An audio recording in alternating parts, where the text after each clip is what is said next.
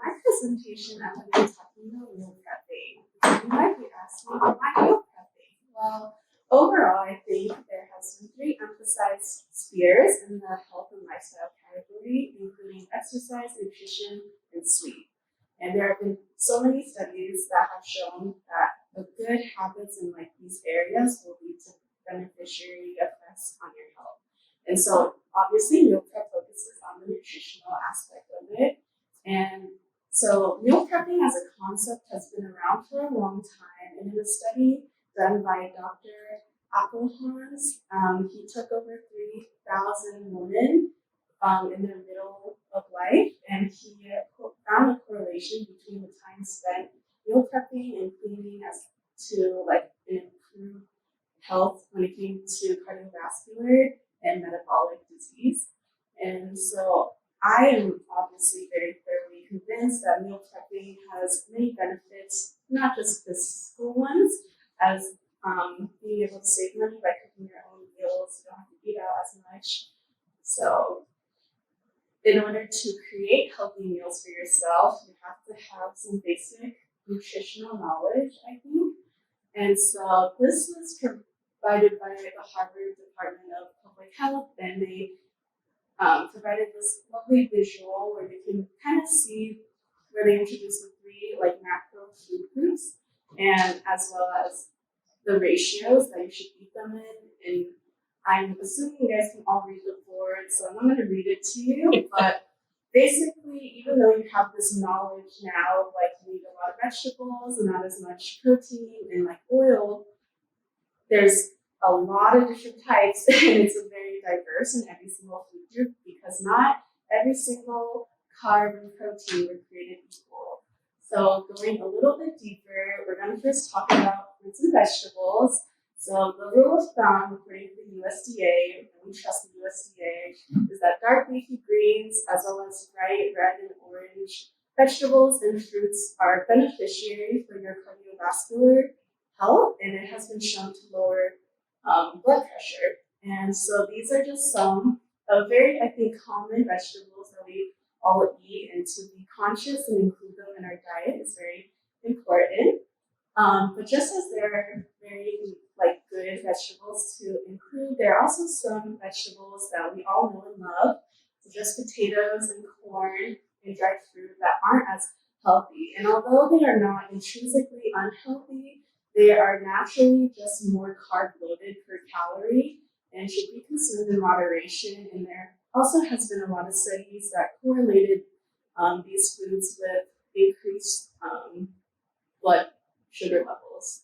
So the next thing we're going to talk about is grains. And the beautiful thing about grains is you can actually replace some of your starchy vegetables with whole grains. And I'm sure you guys have all heard that like brown rice is healthier than white rice, and that's simply because one is a whole grain and one is a refined grain. And what we want are whole grains because they keep all parts of the grain, including the bran and the germ, while the refined grain does not. And so what that basically means is in whole grains, you get all the nutrients with the same relative like calorie value compared to like a refined grain. And and that's just better for your body. And something else that people tend to look more towards in grains is fiber now. And although fiber comes in many different things, including vegetables, being able to consciously include more fiber is very good for you because there's so many studies that tell about better gut microbiota health, as well as less constipation and lower cholesterol levels, as well as better homeostasis when it comes to blood sugar levels. And so the last group is probably the most diverse group, and it's probably the group that gets the most hype, especially if people go to the gym, which is protein.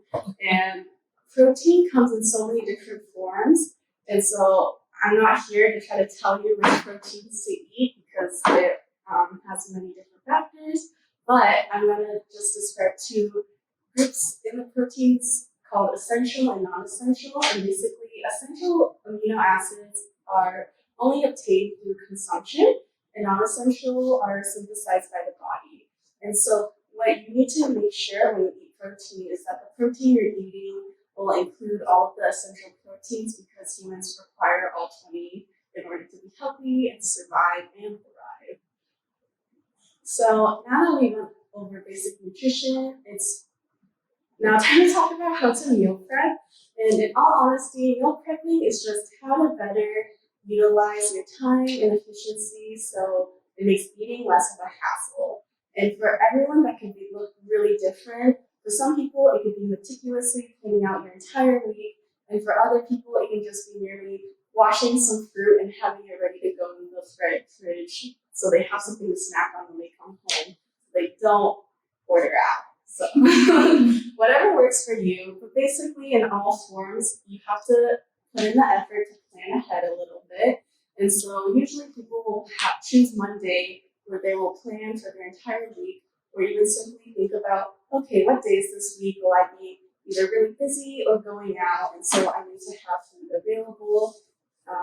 And because I know I'll be tired that day. And so to reiterate the nutrition part of it, you want to try to include at least one type of grain, one complete protein, and 2 to 3 vegetables per meal.